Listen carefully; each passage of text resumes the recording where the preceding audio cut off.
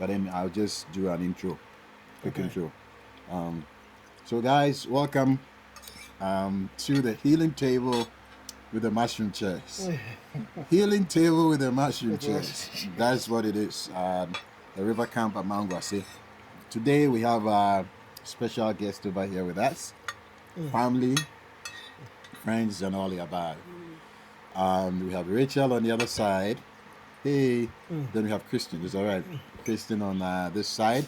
They are coming to us from Philly and New Jersey. So today they want to know a little bit about Miles and what is happening here. So I'll throw it back at Christian and Rachel to tell us a bit, and we'll start. You want me to go first? Well, Just encompass it all. so from Philadelphia, born and raised. As a Black American, you always hear about Ghana and wanting to be able to just come back home. So I had an opportunity to be able to take some time off, and I can take a little bit more than a week. And we felt like, oh, this is a good time to be able to knock some things off our bucket list. Yeah. So that's why we came to to Ghana. Love the river camp. It's absolutely amazing. When I look at photos and share it with friends, they're like, where is it? So I think when people say, Ghana is beautiful, Ghana is rich, I think this is the view of what people have in their mind. So I think people should come here. If you're coming to Ghana, come to Volta region, and then you come here to the river camp, and you will want to come back multiple times. We travel a lot, Rachel and I, and so that was something that really brought us together too as well. We do a lot of stuff with music and art, and in the creative space, we have our own art brand called G and Riz. Her last name is Garrick, so I go by G, and I nicknamed her Riz. So that's where you get G and Riz. As her as a writer, me as an artist. Put them together. You got cards and art and greeting cards and things like that. So Yeah.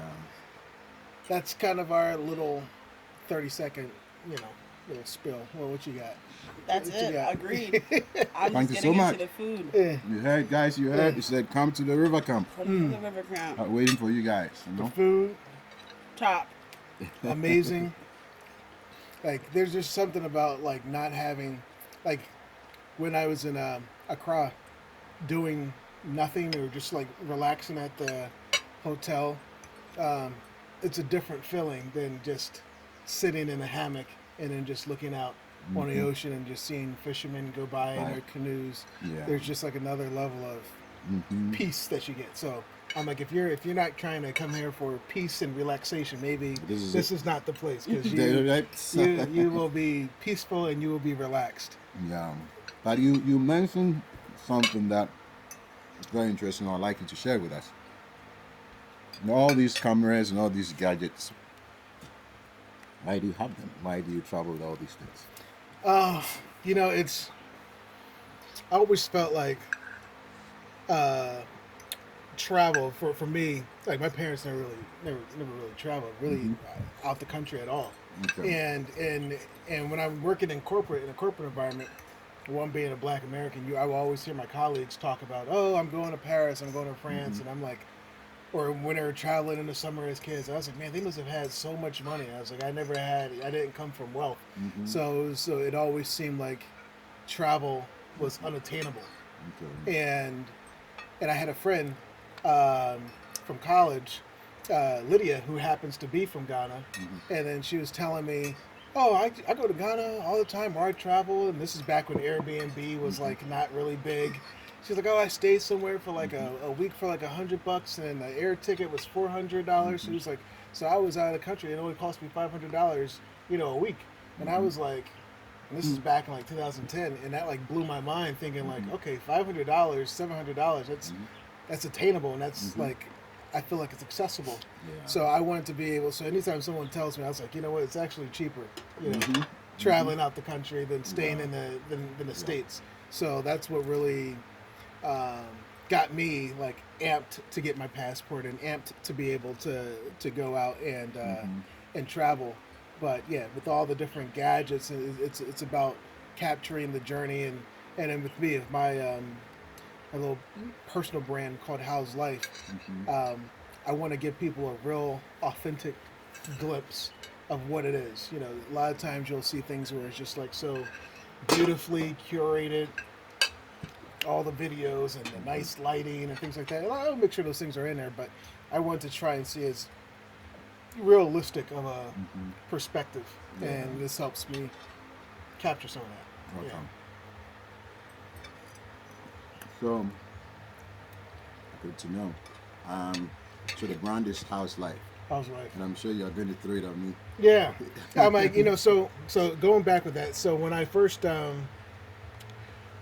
very first place that I traveled was to Peru. Had a layover in Panama, so I was there a day. But really, the trip was to go to Peru. Didn't know a lick of, like, my Spanish was so un poquito, very little. I could speak very little, and I got lost. The very first day I landed for like 5 hours walking around, and I recorded all this, you know, too as well.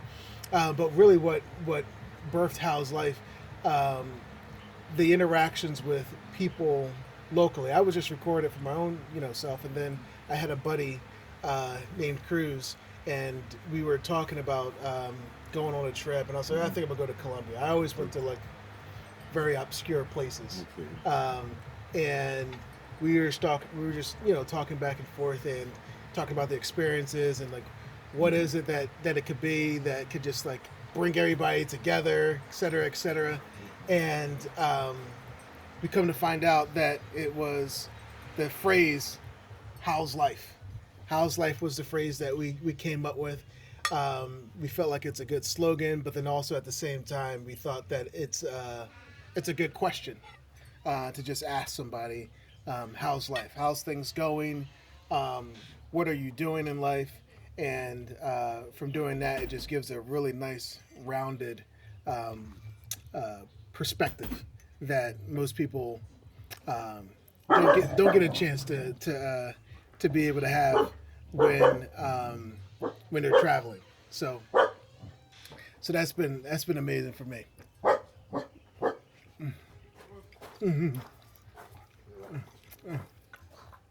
Well, sounds interesting. That leads me to my next question. You know, for you, you have a whole camp. You're the host here. How's life? What brings you joy?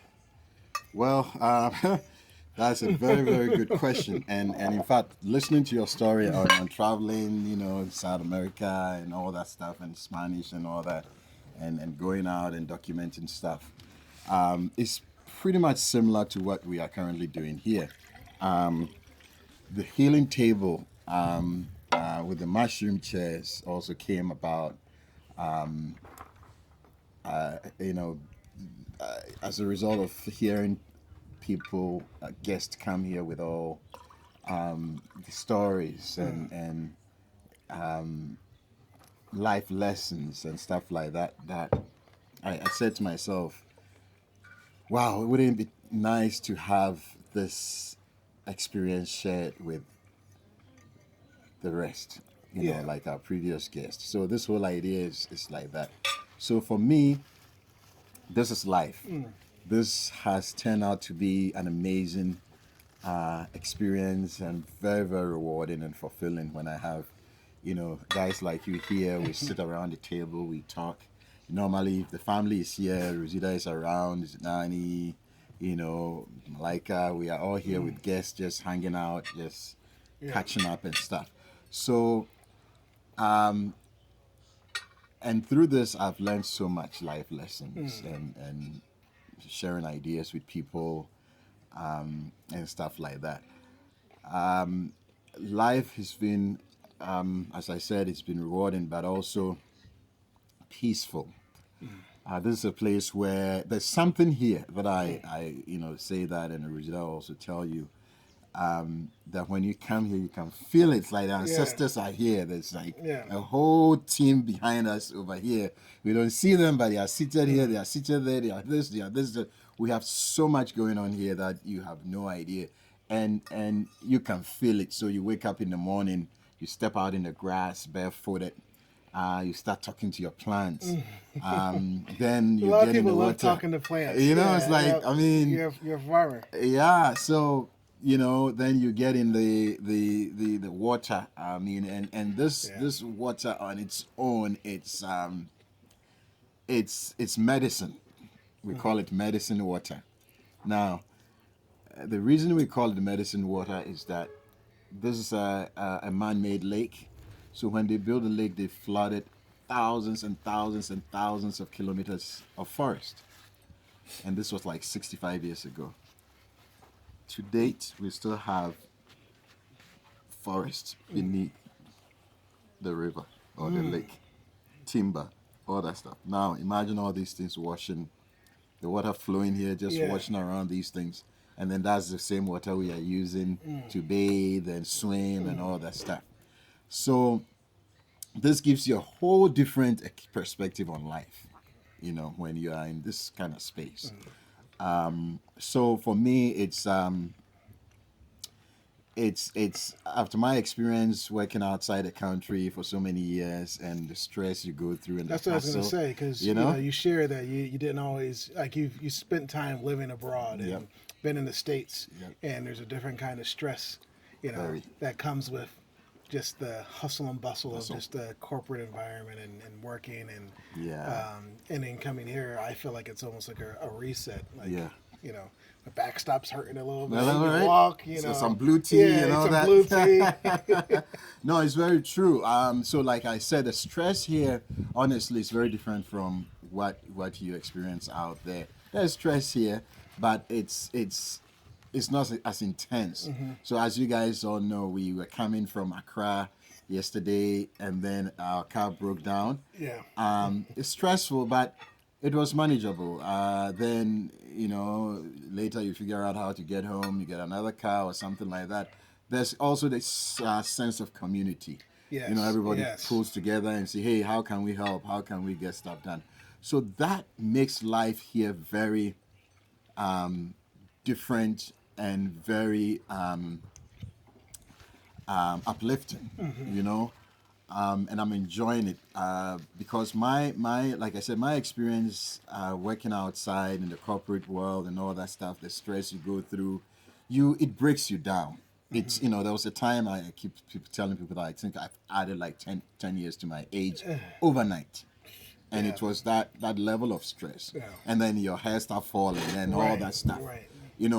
Then you come here, then you say, oh, like within 2 weeks, you see 2 years, you feel like you are regenerating, you are resetting the clock on things.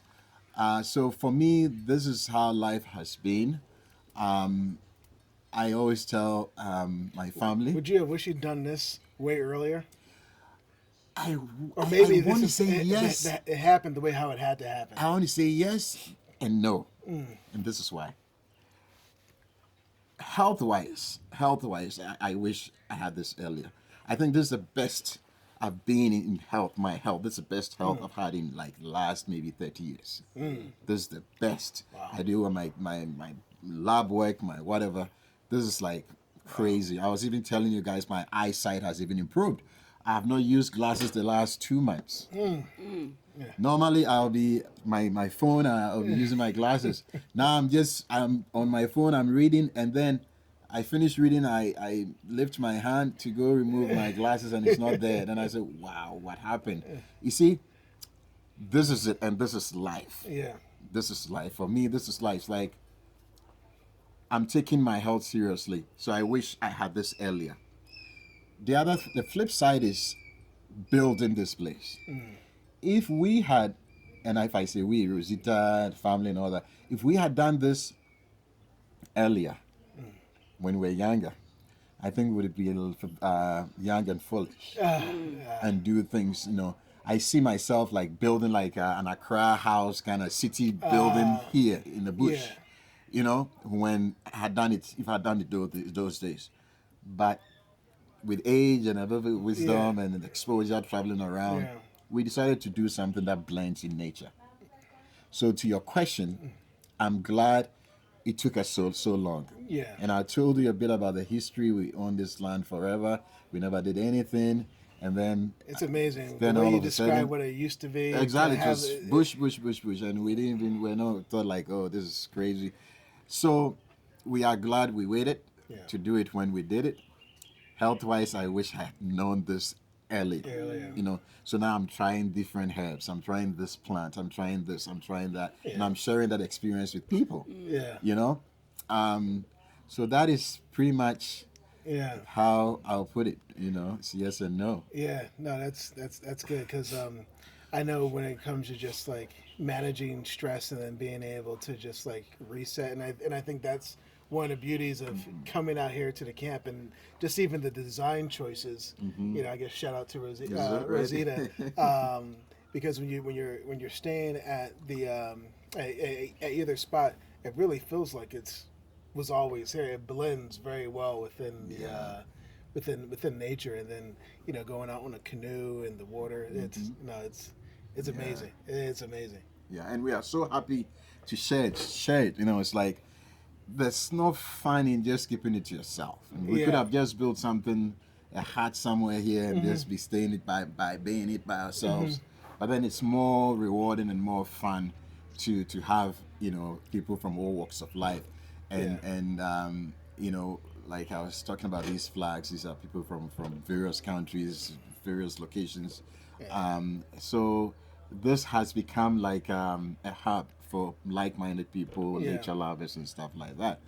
And today you are here. Guess what? You guys are here in Ghana, and you are Yeah. in Manguase, of all Yeah. places. You know. Yeah, no. So we are happy. We are I'm happy to have you guys. That definitely happened. I think when people come back or when I tell people about the time in Ghana, it starts and ends with Manguase. Manguase, Sounds like yeah, sounds like it's it. beautiful. Richard, what do you think? I agree. Yeah, Yeah. just a So few words. you I know. was too busy grubbing. Right? Well, now I'm going to throw it back at you guys. Normally I'm behind the camera and you guys are in front of the camera. Today you got me, somewhere sideways and stuff like that.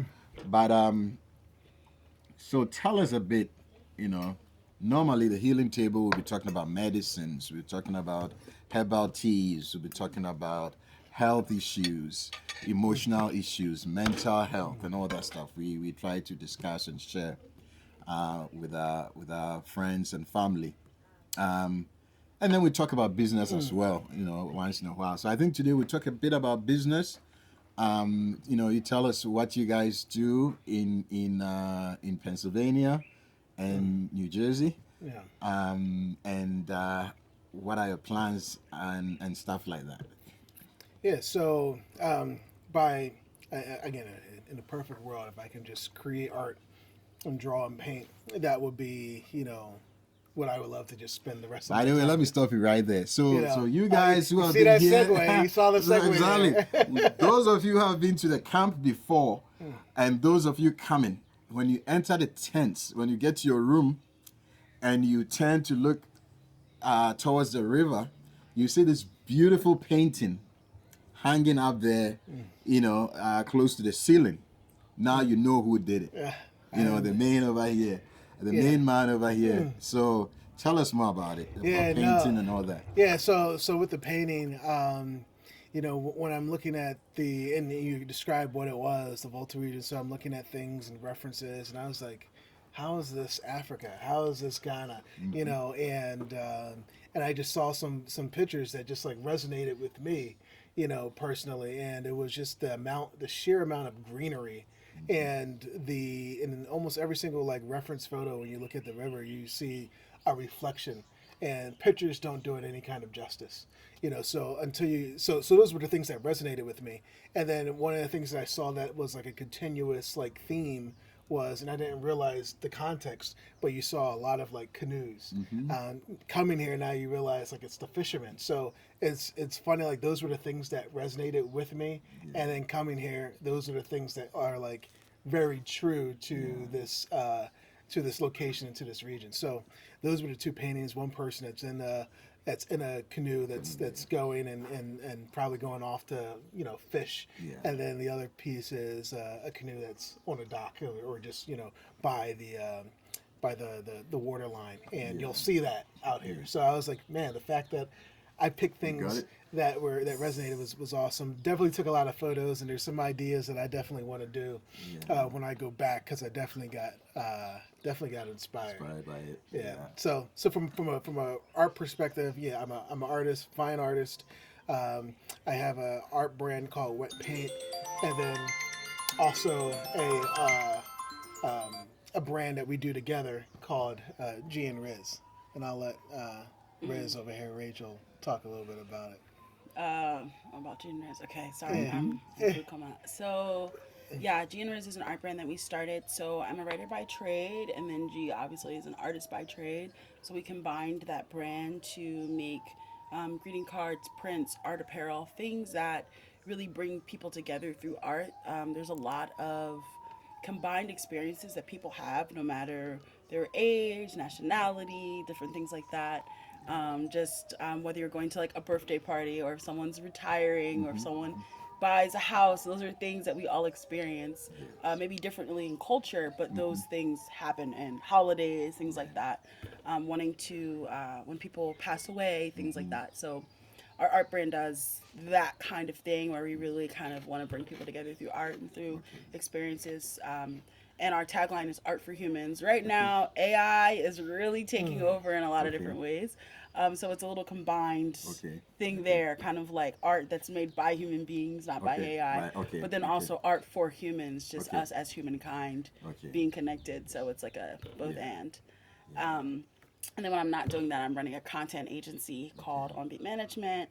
Where Say it again. A content agency. Yeah. Yeah, Called On Beat Management. On Beat. Yeah. So I'm trying to stay on beat, whether it's on the beat of your own path, up keeping on beat with your dreams, whatever that may be. Content is still king now, Yeah. and a lot of people have really great things that they do in their lives, but they don't know necessarily how to share it. Okay. So I Okay. help them develop that and do strategy around that. Interesting. Yeah. No, you have so much. You've said so much. It's like there's so much to unpack over here, and you got me off base a little bit. Talking about AI, talking Yeah. about content. What else? There's something you mentioned. Art for humans, maybe. Art for I humans, saw your and eyes. yeah, I thought it's interesting. What is the name of the company again? G and And Riz. Riz. G and Yeah, Riz. so G and then me, Riz. Okay. So him and me, essentially, Sorry, is sorry, the name of the nicknames. company, our Nicknames, nicknames. yeah. But then So- our tagline is Art for Humans. Art for humans. On Yeah. IG, how do we find you? At G and Riz everywhere. At G and We've done a Yeah, good job I'll with share it on Yeah. my stuff, because do. there are quite a bit of people who come from the US. You have people from all walks of life who might be interested in the product. Yeah, You know, yeah. so this is a good platform to talk about it. But how interesting? How talking about AI? Talking about AI. Uh, in this is interesting, because in before AI and all this tech and all that stuff, people always appreciated handcrafted things, painting Yeah. and all that stuff. Yeah. Do you think we are getting to that stage in that art world, like what you are doing? And I'm not just talking about painting, I'm just printing stuff, Do you think we are getting the stage where we will have to distinguish and pay more for work that is pretty much human based, than just AI putting things together? I mean, the way they're talking about AI is like AI is taking over and blah, blah, blah, and everybody.